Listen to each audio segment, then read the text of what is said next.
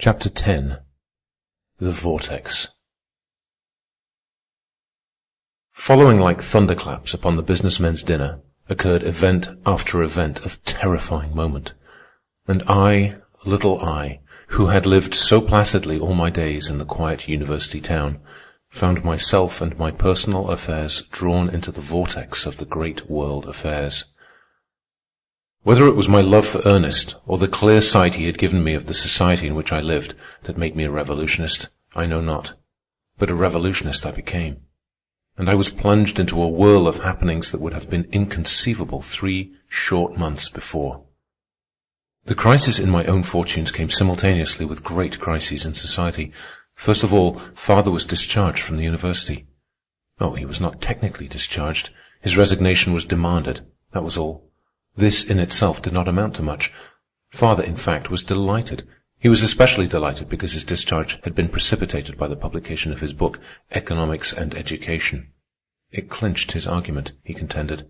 What better evidence could be advanced to prove that education was dominated by the capitalist class? But this proof never got anywhere. Nobody knew he had been forced to resign from the university. He was so eminent a scientist that such an announcement, coupled with the reason for his enforced resignation, would have created somewhat of a furor all over the world. The newspapers showered him with praise and honor, and commended him for having given up the drudgery of the lecture room in order to devote his whole time to scientific research. At first, father laughed. Then he became angry, tonic angry. Then came the suppression of his book. This suppression was performed secretly, so secretly that at first we could not comprehend. The publication of the book had immediately caused a bit of excitement in the country. Father had been politely abused in the capitalist press, the tone of the abuse being to the effect that it was a pity so great a scientist should leave his field and invade the realm of sociology, about which he knew nothing and wherein he had promptly become lost. This lasted for a week, while father chuckled and said the book had touched a sore spot on capitalism.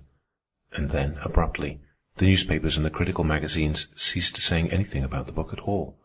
Also, and with equal sadness, the book disappeared from the market. Not a copy was obtainable from any bookseller.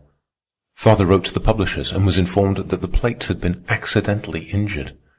An unsatisfactory correspondence followed. Driven finally to an unequivocal stand, the publishers stated that they could not see their way to putting the book into type again, but that they were willing to relinquish their rights in it. "And you won't find another publishing house in the country to touch it," Ernest said. "And if I were you, I'd hunt cover right now. You've merely got a foretaste of the iron heel." But father was nothing if not a scientist. He never believed in jumping to conclusions. A laboratory experiment was no experiment if it were not carried through in all its details. So he patiently went the round of the publishing houses. They gave a multitude of excuses, but not one house would consider the book. When father became convinced that the book had actually been suppressed, he tried to get the fact into the newspapers, but his communications were ignored. At a political meeting of the Socialists, where many reporters were present, father saw his chance. He arose and related the history of the suppression of the book. He laughed next day when he read the newspapers, and then he grew angry to a degree that eliminated all tonic qualities. The papers made no mention of the book, but they misreported him beautifully. They twisted his words and phrases away from the context and turned his subdued and controlled remarks into a howling anarchistic speech. It was done artfully. One instance in particular I remember. He had used the phrase, social revolution. The reporter merely dropped out social. This was sent out all over the country in an Associated Press dispatch, and from all over the country arose a cry of alarm. Father was branded as a nihilist and an anarchist, and in one cartoon that was copied widely, he was portrayed waving a red flag at the head of a mob of long-haired, wild-eyed men who bore in their hands torches, knives, and dynamite bombs. He was assailed terribly in the press, in long and abusive editorials, for his anarchy, and hints were made of mental breakdown on his part. This behavior on the part of the capitalist press was nothing new, Ernest told us. It was the custom, he said, to send reporters to all the socialist meetings for the express purpose of misreporting and distorting what was said, in order to frighten the middle class away from any possible affiliation with the proletariat. And repeatedly, Ernest warned father to cease fighting and to take to cover. The socialist press of the country took up the fight, however, and throughout the reading portion of the working class it was known that the book had been suppressed. But this knowledge stopped with the working class. Next, the Appeal to Reason, a big socialist publishing house, arranged with father to bring out the book. Father was jubilant, but Ernest was alarmed. "I'll tell you we are on the verge of the unknown," he insisted. "Big things are happening secretly all around us. We can feel them. We do not know what they are, but they are there. The whole fabric of society is a-tremble with them. Don't ask me. I don't know myself. But out of this flux of society something is about to crystallize. It is crystallizing now. The suppression of the book is a precipitation. How many books have been suppressed? We haven't the least idea. We are in the dark. We have no way of learning. Watch out next for the suppression of the socialist press and socialist publishing houses. I'm afraid it's coming. We are going to be throttled." Ernest had his hand on the pulse of events even more closely than the rest of the socialists, and within 2 days the first blow was struck. The appeal to reason was a weekly, and its regular circulation among the proletariat was 750,000. Also, it very frequently got out special editions of from 2 to 5 millions. These great editions were paid for and distributed by the small army of voluntary workers who had marshaled around the appeal. The first blow was aimed at these special editions, and it was a crushing one. By an arbitrary ruling of the post office, these editions were decided to be not the regular circulation of the paper, and for that reason were denied admission to the mails. A week later, the post office department ruled that the paper was seditious and barred it entirely from the mails. This was a fearful blow to the socialist propaganda. The appeal was desperate. It devised the plan of reaching its subscribers through the express companies, but they declined to handle it. This was the end of the appeal. But not quite. It prepared to go on with its book publishing. 20,000 copies of father's book were in the bindery, and the presses were turning off more. And then, without warning, a mob arose one night, and, under a waving American flag, singing patriotic songs, set fire to the great plant of the appeal and totally destroyed it. Now, Girard, Kansas, was a quiet, peaceable town. There had never been any labor troubles there. The appeal paid union wages, and, in fact, was the backbone of the town, giving employment to hundreds of men and women. It was not the citizens of Girard that composed the mob. This mob had risen up out of the earth, apparently, and to all intents and purposes, its work done, it had gone back into the earth. Ernest saw in the affair the most sinister import. "The Black Hundreds are being organized in the United States," he said. "This is the beginning. There will be more of it. The Iron Heel is getting bold." Note: the Black Hundreds were reactionary mobs organized by the perishing autocracy in the Russian Revolution. These reactionary groups attacked the revolutionary groups, and also at needed moments rioted and destroyed property so as to afford the autocracy the pretext of calling out the Cossacks. And so perished father's book. We were to see much of the Black Hundreds as the days went by. Week by week, more of the socialist papers were barred from the mails, and in a number of instances the Black Hundreds destroyed the socialist presses. Of course, the newspapers of the land lived up to the reactionary policy of the ruling class, and the destroyed socialist press was misrepresented and vilified, while the Black Hundreds were represented as true patriots and saviors of society. So convincing was all this misrepresentation that even sincere ministers in the pulpit praised the Black Hundreds while regretting the necessity of violence. History was making fast. The fall elections were soon to occur, and Ernest was nominated by the Socialist Party to run for Congress. His chance for election was most favorable. The streetcar strike in San Francisco had been broken, and following upon it, the Teamsters strike had been broken. These two defeats had been very disastrous to organized labor.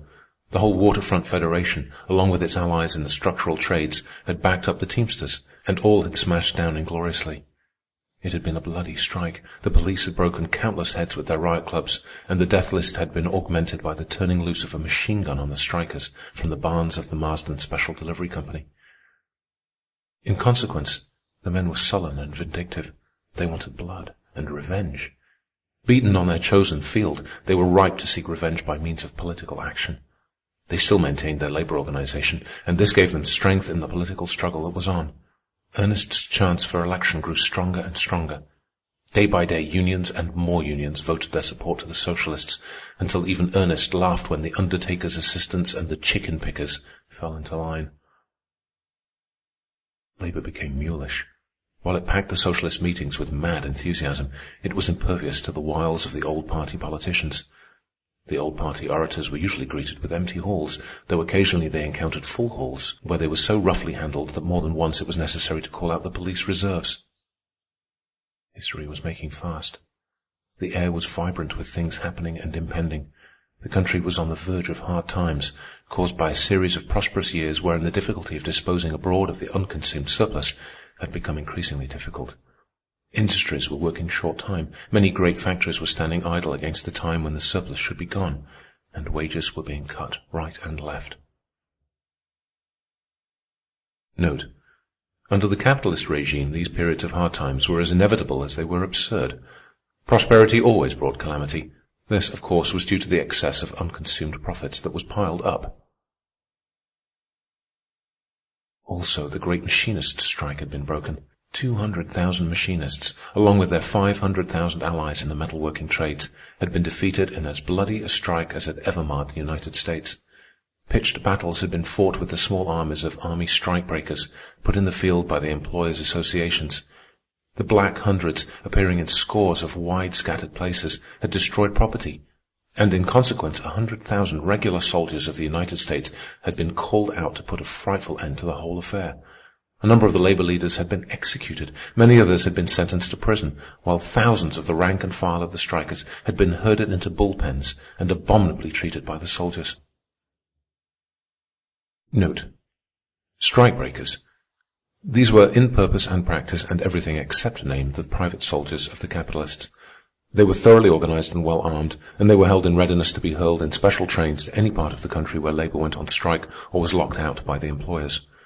Only those curious times could have given rise to the amazing spectacle of one, Farley, a notorious commander of strikebreakers who, in 1906, swept across the United States in special trains from New York to San Francisco with an army of 2,500 men, fully armed and equipped, to break a strike of the San Francisco streetcar men. Such an act was in direct violation of the laws of the land. The fact that this act and thousands of similar acts went unpunished goes to show how completely the judiciary was the creature of the plutocracy. Note: bullpen. In a miners' strike in Idaho, in the latter part of the 19th century, it happened that many of the strikers were confined in a bullpen by the troops. The practice and the name continued in the 20th century. The years of prosperity were now to be paid for. All markets were glutted. All markets were falling. And amidst the general crumble of prices, the price of labor crumbled fastest of all. The land was convulsed with industrial dissensions. Labor was striking here, there, and everywhere. And where it was not striking, it was being turned out by the capitalists. The papers were filled with tales of violence and blood, and through it all the Black Hundreds played their part. Riot, arson, and wanton destruction of property was their function, and well they performed it. The whole regular army was in the field, called there by the actions of the Black Hundreds. Note: the name only, and not the idea, was imported from Russia. The Black Hundreds were a development out of the secret agents of the capitalists, and their use arose in the labor struggles of the 19th century. There is no discussion of this. No less an authority of the times than Carroll D. Wright, United States Commissioner of Labor, is responsible for the statement. From his book entitled The Battles of Labor is quoted the declaration that, in some of the great historic strikes, the employers themselves have instigated acts of violence, that manufacturers have deliberately provoked strikes in order to get rid of surplus stock, and that freight cars have been burned by employers' agents during railroad strikes in order to increase disorder. It was out of these secret agents of the employers that the Black Hundreds arose, and it was they, in turn, that later became that terrible weapon of the oligarchy, the agent provocateur. Never had labor received such an all-round beating. The great captains of industry, the oligarchs, had for the first time thrown their full weight into the breach the struggling employers' associations had made. These associations were practically middle-class affairs, and now, compelled by hard times and crashing markets, and aided by the great captains of industry, they gave organized labor an awful and decisive defeat. It was an all-powerful alliance, but it was an alliance of the lion and the lamb, as the middle class was soon to learn. Labor was bloody and sullen, but crushed. Yet its defeat did not put an end to the hard times. The banks, themselves constituting one of the most important forces of the oligarchy, continued to call in credits. The Wall Street group turned the stock market into a maelstrom where the values of all the land crumbled away almost to nothingness. And out of all the wrack and ruin rose the form of the nascent oligarchy, imperturbable, indifferent, and sure. Its serenity and certitude was terrifying, Not only did it use its own vast power, but it used all the power of the United States Treasury to carry out its plans. Note: Wall Street. So named from a street in ancient New York, where was situated the stock exchange, and where the irrational organization of society permitted underhanded manipulation of all the industries of the country. The captains of industry had turned upon the middle class. The employers' associations that had helped the captains of industry to tear and rend labor were now torn and rent by their quondam allies. Amidst the crashing of the middlemen, the small businessmen and manufacturers, the trusts stood firm. Nay, the trusts did more than stand firm. They were active. They sowed wind and ever more wind. For they alone knew how to reap the whirlwind and make a profit out of it. And such profits, colossal profits, strong enough themselves to weather the storm that was largely their own brewing, they turned loose and plundered the wrecks that floated about them. Values were pitifully and inconceivably shrunken, and the trusts added hugely to their holdings, even extending their enterprises into many new fields, and always at the expense of the middle class. Thus the summer of 1912 witnessed the virtual death thrust to the middle class. Even Ernest was astounded at the quickness with which it had been done. He shook his head ominously and looked forward without hope to the fall elections. "It's no use," he said. "We are beaten. The Iron Heel is here. I had hoped for a peaceable victory at the ballot box. I was wrong. Wickson was right. We shall be robbed of our few remaining liberties. The Iron Heel will walk upon our faces. Nothing remains but a bloody revolution of the working class. Of course we will win, but I shudder to think of it." And from then on Ernest pinned his faith in revolution. In this he was in advance of his party. His fellow socialists could not agree with him. They still insisted that victory could be gained through the elections. It was not that they were stunned. They were too cool-headed and courageous for that. They were merely incredulous. That was all. Ernest could not get them seriously to fear the coming of the oligarchy. They were stirred by him, but they were too sure of their own strength. There was no room in their theoretical social evolution for an oligarchy. Therefore the oligarchy could not be. "We'll send you to Congress, and it will be all right," they told him at one of our secret meetings. "And when they take me out of Congress," Ernest replied coldly, "and put me against the wall, and blow my brains out, what then?" "Then we'll rise in our might," a dozen voices answered at once. "Then you'll welter in your gore," was his retort. "I've heard that song sung by the middle class, and where is it now in its might?" End of chapter 10. Recording by Matt Saw, Montreal, mattsaw.org.